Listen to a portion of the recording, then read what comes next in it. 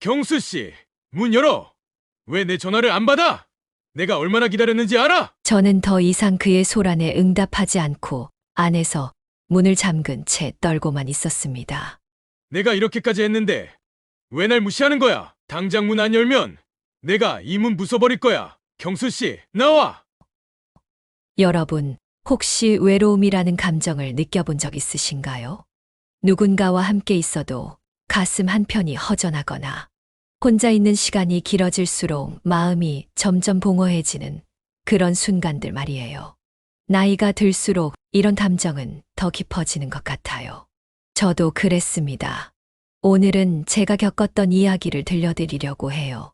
이야기 시작 전 구독과 좋아요는 저에게 큰 힘이 됩니다. 남편을 떠나보낸 지 어느덧 20년이라는 시간이 흘렀습니다. 처음 몇 년 동안은 자식들이 자주 전화를 걸어오고 명절마다 찾아오곤 했어요.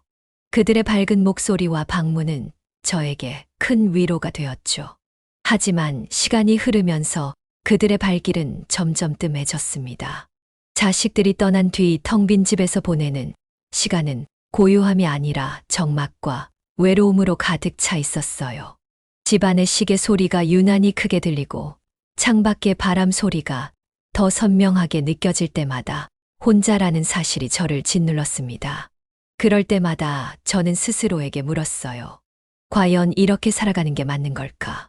외로움 속에서 저 역시 변화가 필요하다는 것을 깨닫게 되었고, 그 결심이 제 삶의 작은 전환점을 가져왔습니다.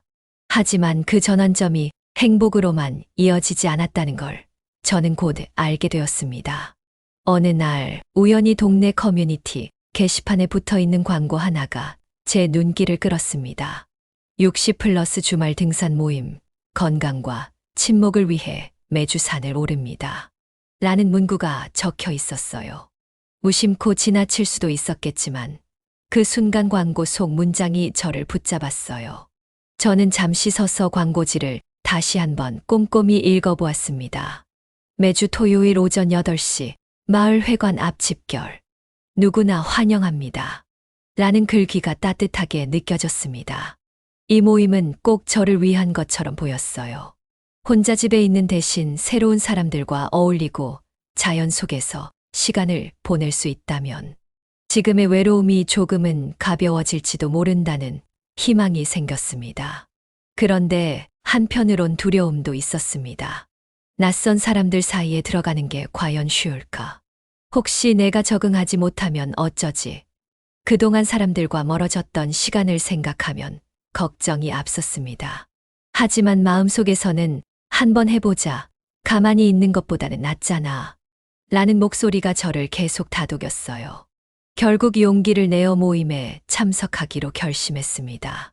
모임이 열리는 첫날 아침, 저는 평소보다 일찍 일어나 이것저것 준비했어요. 운동화 끈을 꽉 조이고 가볍게 챙긴 배낭 안에는 물과 간단한 간식을 넣었습니다. 옷차림을 거울로 몇 번이나 확인하면서도 마음 한편은 떨렸습니다. 괜찮아. 그냥 가서 즐기기만 하면 돼. 스스로를 다독이며 집을 나섰습니다. 마을 회관에 도착했을 때는 이미 몇몇 사람들이 모여 있었어요. 모두 저와 비슷한 연배의 분들이었지만 밝게 웃으며 서로 인사를 나누는 모습이 참 보기 좋았습니다. 저는 조용히 그 무리에 다가가 말을 걸어보려 했지만 쉽지 않았어요. 그때 한 분이 먼저 제게 말을 걸어왔어요. 처음 오셨죠? 반가워요. 이 모임 참 좋아요. 다들 친절하고 재미있답니다. 그분의 따뜻한 인사에 긴장이 조금 풀렸습니다. 그렇게 저도 모임 사람들과 함께 준비 운동을 하며 서서히 분위기에 녹아들기 시작했어요. 새로운 출발을 향한 첫걸음을 내디딘 순간이었습니다. 그날 저는 순철 씨를 처음 만났습니다. 그는 단정한 옷차림과 부드러운 미소를 가진 사람이었어요. 무리 속에서도 그의 따뜻한 분위기가 유난히 돋보였습니다. 제가 가파른 산길에서 숨을 몰아쉬며 힘들어하고 있을 때 그는 눈치 빠르게 다가와 말을 걸었죠. 처음 산행이시면 천천히 가세요. 산은 여유롭게 즐기는 게 중요하거든요. 그의 말투는 차분했고 목소리는 신뢰감을 주었어요. 저는 순간 당황했지만 그의 진심 어린 배려가 느껴져 가볍게 고개를 끄덕이며 답했습니다. 네, 처음이라 좀 힘드네요. 감사합니다. 그는 미소를 지으며 제 옆에 자리를 잡고 말없이 같이 걷기 시작했습니다. 저는 그의 배려가 무척이나 고맙게 느껴졌어요. 그는 힘들어하는 저를 위해 걸음을 맞추고 가끔씩 뒤를 돌아보며 제가 잘 따라오고 있는지 확인했죠. 산은 너무 서두르면 재미없어요. 천천히 주변도 둘러보면서 올라가면 더 좋습니다. 그가 주머니에서 작은 물병을 꺼내 건네며 말했을 때 저는 그의 섬세한 배려에 더 깊은 인상을 받았습니다. 그렇게 그는 가파른 길에서도 제 배낭을 가볍게 잡아주며 함께 걸어주었고 잠시 쉬는 동안에는 주변 풍경을 가리키며 이야기를 나누었습니다. 그는 산과 자연에 대해 깊은 애정을 가지고 있었고 그 애정이 그의 말투와 눈빛에서 고스란히 느껴졌어요. 여기서 조금만 더 올라가면 경치가 정말 멋있어요. 힘들어도 꼭 보셔야 할 풍경입니다. 그의 한마디가 큰 힘이 되었고 저도 그를 따라 다시 발걸음을 옮겼습니다. 그는 산행의 페이스를 조절하며 제가 무리하지 않도록 신경 써주었고 중간중간 가벼운 농담으로 분위기를 풀어주기도 했어요. 그날 이후 우리는 자연스럽게 가까워졌습니다. 그는 단순히 친절한 사람을 넘어서 타인의 어려움을 진심으로 이해하고 돕는데 즐거움을 느끼는 사람이었습니다. 그런 그의 모습에 저는 오랜만에 누군가에게 마음이 열리는 기분을 느꼈습니다. 그의 따뜻한 배려와 차분한 태도는 제가 그 모임에 더 적극적으로 참여할 수 있게 해주는 큰 원동력이 되었죠. 다음 산행에서도 꼭 뵐 수 있으면 좋겠네요. 제가 도움드릴 일 있으면 언제든 말씀하세요. 그날 그의 마지막 인사가 제 마음에 오래 남았습니다. 산행의 피로함도 잊게 만들 만큼 따뜻한 하루였어요.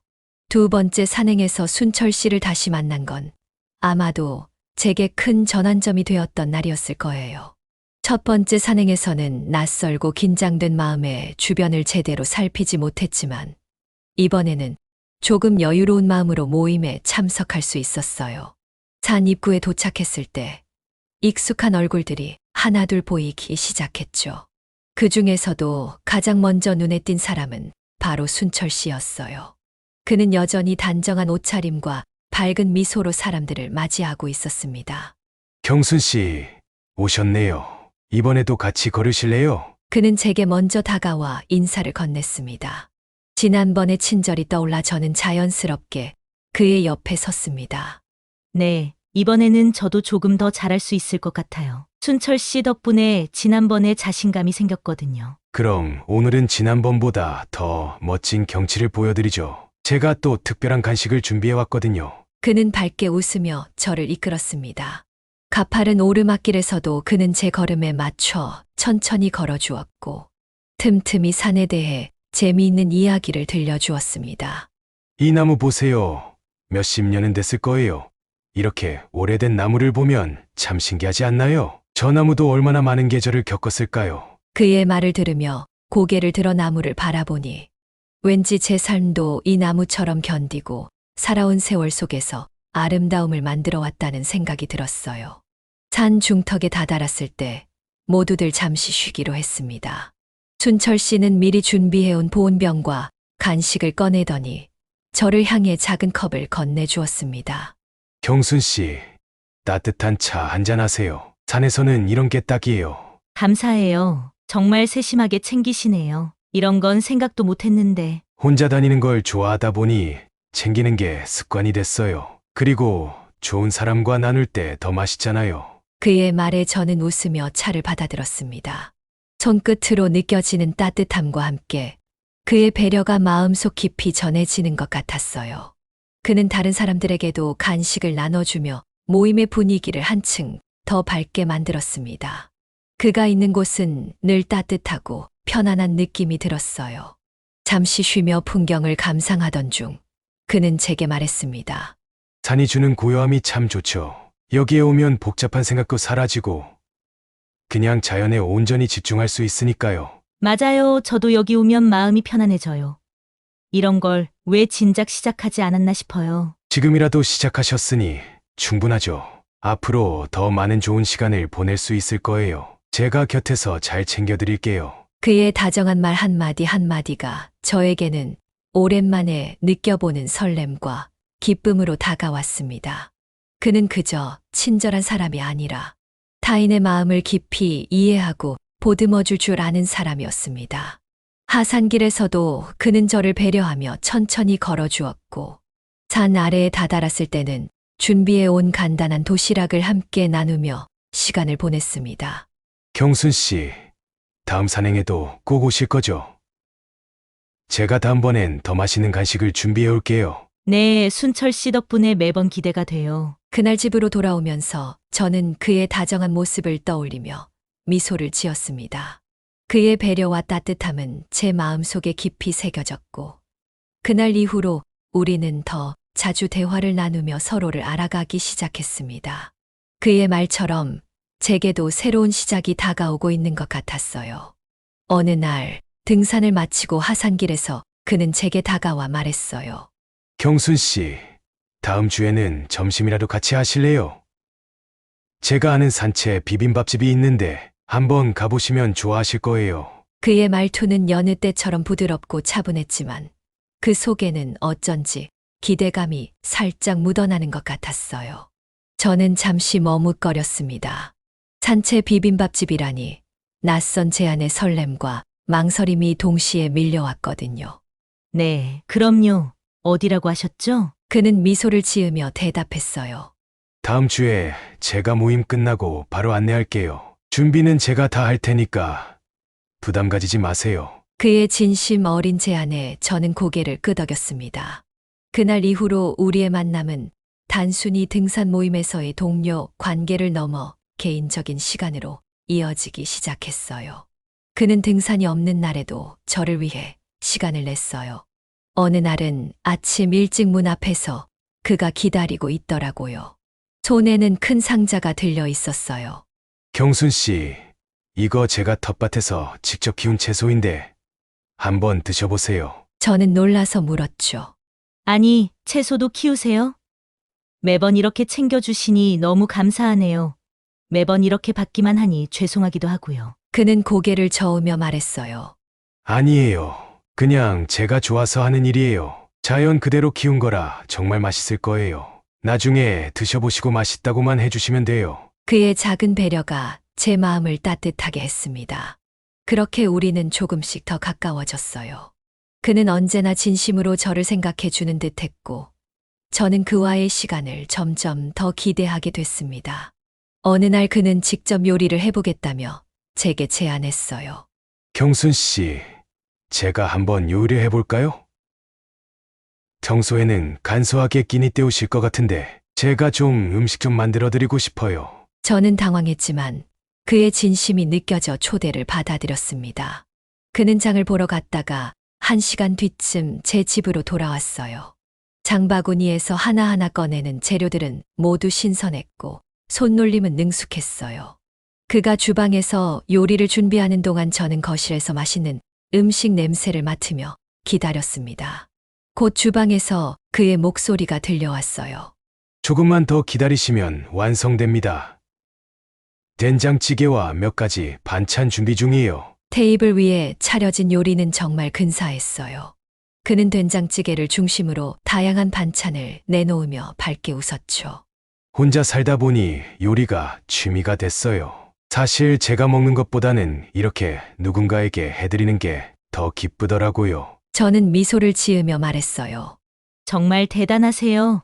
이 정도 요리라면 어디 가도 칭찬받으실 것 같아요. 덕분에 오랜만에 제대로 된 식사를 하는 기분이에요. 그의 요리는 단순한 음식이 아니라 마음이 담긴 선물처럼 느껴졌습니다. 저는 한 입 한 입을 감사한 마음으로 먹으며 그를 더 깊이 이해할 수 있을 것 같다는 생각이 들었어요. 그의 말 한마디 한마디, 그리고 세심한 배려는 제 마음에 깊은 감동을 남겼습니다. 그날 이후로 우리는 서로에게 조금씩 더 특별한 존재로 자리 잡기 시작했어요. 그의 다정함은 제 일상 속에 스며들며 오랜만에 느끼는 따뜻함과 설렘을 선물해 주었습니다. 하지만 저희 관계를 자식들에게 알렸을 때 그들의 반응은 제가 예상했던 것과는 전혀 달랐습니다. 저는 그들의 축하를 받을 거라고 생각했지만 현실은 그렇지 않았습니다. 어느 날 가족 모임 자리에서 용기를 내어 이야기를 꺼냈습니다. 얘들아, 엄마가 요즘 가까이 지내는 분이 계셔. 같이 산행도 하고 가끔 식사도 하면서 서로 의지가 되고 있어. 정말 좋은 분이야. 제 말이 끝나기도 전에 큰아들이 먼저 말을 자르며 물었습니다. 엄마, 혹시 그분 결혼 얘기라도 하신 거예요? 아니, 그런 건 아니야. 그냥 서로 힘든 점을 나누며 도와주는 사이일 뿐이야. 하지만 아들은 고개를 저으며 단호하게 말했습니다. 엄마, 저희는 그분을 믿을 수 없어요. 엄마가 가진 재산을 노리는 사람일 수도 있잖아요. 요즘 그런 이야기 뉴스에도 많이 나오잖아요. 나이 드신 분들 노리고 접근하는 경우요. 옆에서 듣고 있던 둘째 딸도 말을 보탰습니다. 엄마, 저도 그 얘기 들으니 걱정이 돼요. 혹시라도 나중에 문제 생기면 엄마가 감당하시기 어려울 거예요. 너무 깊게 믿지 마세요. 그들의 반응에 저는 당황스러웠습니다.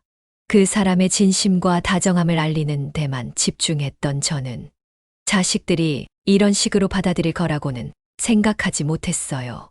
너희는 왜 항상 그렇게 의심부터 하니? 내가 행복하다는 생각은 안 해? 그 사람도 힘든 시기를 보내며 나처럼 의지할 누군가가 필요한 사람일 뿐이야. 하지만 큰아들이 쏘아붙였습니다. 엄마, 행복은 좋은데 조심하셔야죠. 우리가 이렇게 얘기하는 건 엄마가 피해보지 않으시길 바라는 마음에서예요. 만약 그 사람이 재산을 요구하거나 엄마를 곤란하게 만드는 일이 생기면 어떻게 하실 건데요? 그들의 걱정이 단순한 효심이라고 믿고 싶었지만 재산에 관한 이야기가 나올 때마다 저는 어쩐지 씁쓸한 기분이 들었습니다. 저의 행복보다는 제가 가진 것에 더 관심이 있는 건 아닐까 하는 의심이 머릿속을 떠나지 않았어요.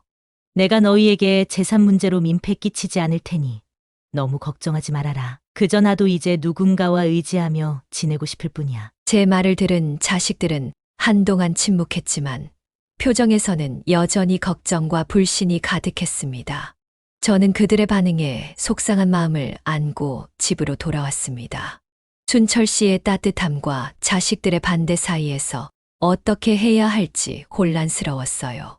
그의 진심을 믿고 싶었지만 자식들의 말이 완전히 틀린 것도 아니라는 생각이 저를 괴롭혔습니다. 이 일이 있고 나서부터는 순철 씨와의 만남이 조금씩 부담스러워지기 시작했어요. 자식들의 우려와 그의 태도 사이에서 저는 결국 선택의 기로에 서게 되었죠. 그러던 어느 날 산행을 마친 뒤였어요. 그는 평소처럼 다정하게 굴다가 갑자기 무겁고 진지한 표정으로 저를 바라보며 말했습니다. 경순 씨, 제가 몇 번이나 말했죠? 다른 사람들과 그렇게 오래 이야기하지 않았으면 좋겠다고요. 저는 당황하며 그의 말을 부드럽게 넘기려고 했습니다. 순철 씨, 그건 단순히 인사 나누는 정도예요. 오해하지 말아요. 다 같이 어울리는 게 더 즐겁잖아요. 하지만 그의 표정은 풀리지 않았습니다. 저는 그 상황을 크게 문제 삼지 않고 집으로 돌아왔지만 그날 밤 그의 행동은 저를 완전히 충격에 빠뜨렸습니다. 그는 술에 취한 채 집 앞에 찾아왔어요. 초인종을 계속해서 눌러대며 소리를 질렀습니다. 경수 씨, 문 열어요. 내가 몇 번이나 말했어요. 다른 사람들하고 그렇게 친하게 굴지 말라고 했잖아. 저는 공포에 질려 문을 열 수가 없었습니다. 그가 어떤 행동을 할지 몰라 떨기만 했어요. 그런데도 그는 소리를 멈추지 않았습니다. 당신이 왜 내 말을 무시하는 거예요? 내가 당신을 얼마나 아끼는데 왜 내 마음을 몰라주는 건데? 그의 소리는 점점 더 격해졌고 이윽고 쨍그랑 하는 유리 깨지는 소리가 들렸습니다. 창문 옆에 있던 화분을 집어던진 소리였어요. 저는 온몸이 얼어붙은 채 그 소리를 듣고만 있었습니다. 그 순간 이 관계가 단순히 불편한 정도를 넘어섰다는 걸 깨달았어요. 그의 행동은 더 이상 사랑이나 배려가 아니었고 제 삶을 위협하는 무언가로 변하고 있었습니다. 다행히 동네 사람의 신고로 그날 상황은 마무리되었습니다. 다음 날 저는 마음을 다잡고 그와 마주했습니다. 더 이상 이 관계를 이어갈 수 없다는 걸 분명히 전하려 했어요. 순철 씨, 저희 이쯤에서 멈추는 게 맞는 것 같아요. 서로에게 더 좋은 방향으로 가기 위해 이 관계를 정리하는 게 필요하다고 생각해요. 그는 제 말을 듣고 한참 동안 아무 말도 하지 않았습니다. 그러다 고개를 들고 저를 바라보며 낮고 떨리는 목소리로 말했어요. 왜 이러는 거예요? 제가 뭘 그렇게 잘못했나요? 내가 얼마나 잘하려고 노력했는데 왜 나한테 그런 말을 하는 건데요? 그의 눈에는 절망과 분노가 섞여 있었어요. 저는 그의 말을 들으면서도 결정을 번복할 수 없다는 걸 알았습니다. 순철 씨, 이건 당신이 잘못해서가 아니에요. 하지만 이 관계가 저를 점점 더 힘들게 하고 있어요. 우리 둘 다를 위해 여기서 멈추는 게 맞아요. 그는 그 말을 받아들이지 못한 듯 했어요. 자리를 떠나며 이게 끝이 아니에요. 다시 생각해 보세요. 라는 말을 남겼습니다. 그날 이후 그의 행동은 더 극단적으로 변했습니다. 술에 취한 채로 밤마다 집 앞에 찾아오거나 전화로 저를 몰아세우며 어디에 있는지 캐물었습니다. 그러던 어느 날 밤 그는 평소보다 더 취한 상태로 집 앞에 나타났습니다. 초인종 소리는 끊임없이 울렸고 밖에서는 그의 고함 소리가 들려왔습니다. 경수 씨, 문 열어. 왜 내 전화를 안 받아? 내가 얼마나 기다렸는지 알아? 저는 더 이상 그의 소란에 응답하지 않고 안에서 문을 잠근 채 떨고만 있었습니다. 그런데 이번에는 평소와 달랐어요. 그는 단순히 소리만 지르는 것이 아니라 집 앞에 놓여있던 화분과 의자를 발로 차 넘어뜨리며 난동을 부리기 시작했습니다. 내가 이렇게까지 했는데 왜 날 무시하는 거야? 그는 결국 문을 세게 두드리며 위협하기 시작했어요. 당장 문 안 열면 내가 이 문 부숴버릴 거야. 경수 씨, 나와. 저는 공포에 질려 떨다가 이웃에게 도움을 요청하기 위해 휴대폰을 들었습니다. 그 순간 그는 집 옆에 놓여있던 작은 삽을 들고 문 옆 유리창을 깨버렸습니다. 깨진 유리 조각이 튀는 소리와 함께 저는 비명을 지르며 거실로 도망쳤습니다. 그렇게 나를 무시해도 되는 줄 알아? 내가 얼마나 참고 기다렸는데. 그는 결국 집 안으로 들어왔고 그 순간 저는 한 걸음도 움직일 수 없을 만큼 두려움에 사로잡혔습니다. 제가 도망치려 하자 그는 팔을 붙잡았고 그 과정에서 제 팔에 깊은 상처가 났습니다. 그의 눈빛은 평소와는 완전히 다른 분노와 집착으로 가득 차 있었어요. 그때 다행히도 이웃들이 소란을 듣고 경찰에 신고를 했습니다. 몇 분 뒤 사이렌 소리와 함께 경찰이 도착했고 그는 체포되기 전까지도 저를 바라보며 소리쳤습니다. 내가 이렇게까지 했는데 왜 날 떠날고 해? 내가 뭘 그렇게 잘못했어? 경찰이 그를 끌고 나가는 순간까지도 그의 목소리는 분노로 떨렸고 저는 그 자리에 주저앉아 한동안 움직일 수 없었습니다. 그의 행동은 제게 깊은 상처를 남겼지만 동시에 저 자신을 지키는 법을 배울 수 있는 계기가 되었습니다. 사랑이라는 이름 아래 무조건 참고 견디는 것은 결코 옳지 않다는 걸 깨달았어요. 이제 저는 저를 지키며 제 삶을 온전히 제 것으로 만들어가는 중입니다. 그의 집착이 남긴 흔적은 쉽게 사라지지 않겠지만 저는 그 상처를 딛고 앞으로 나아가기로 결심했어요. 그 사건 이후 저는 모든 것을 정리하고 시골에 있는 집을 알아보고 내려왔습니다. 자식들에게도 제 새로운 주소를 알리지 않았어요. 더 이상 그들의 과도한 걱정이라는 명분 아래 숨겨진 재산에 대한 욕심에도 순철 씨의 집착에도 얽매이고 싶지 않았습니다.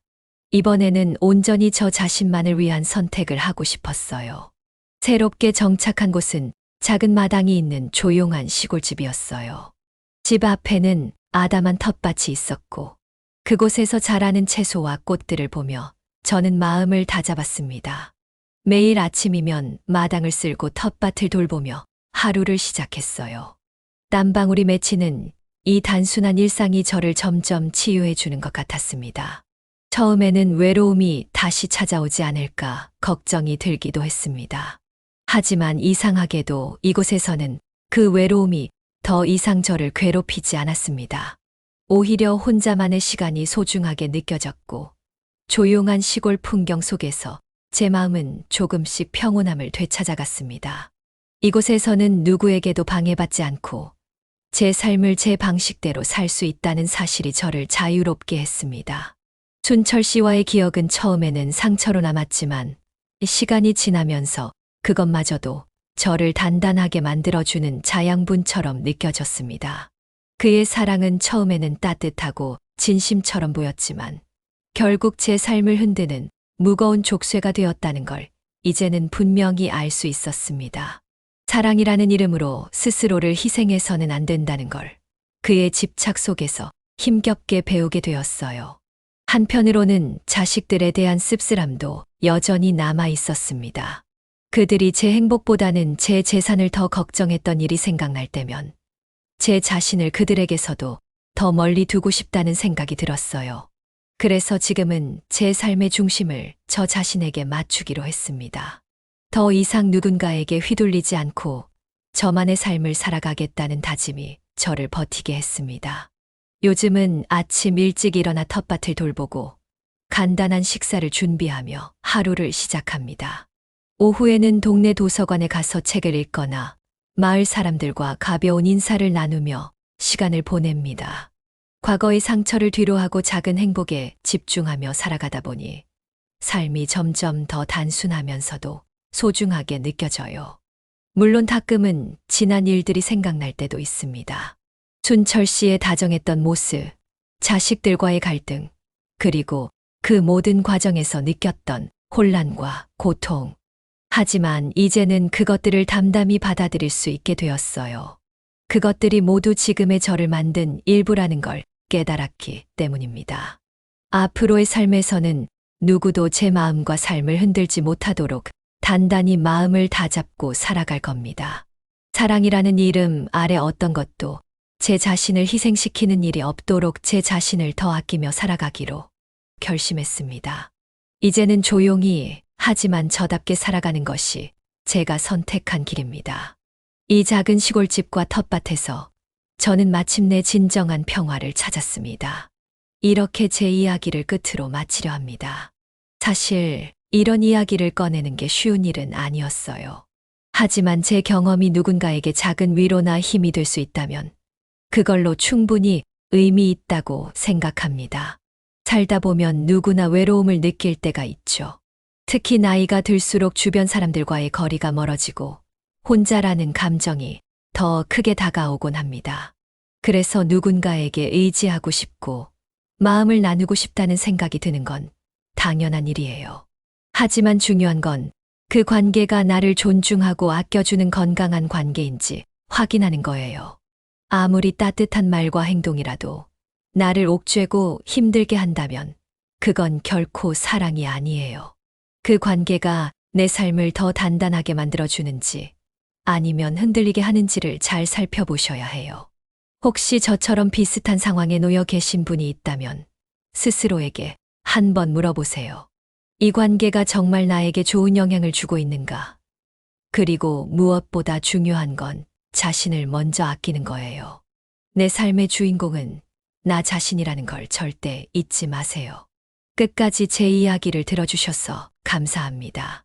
여러분도 스스로를 돌보며 나답게 살아가는 삶을 선택하시길 진심으로 응원할게요.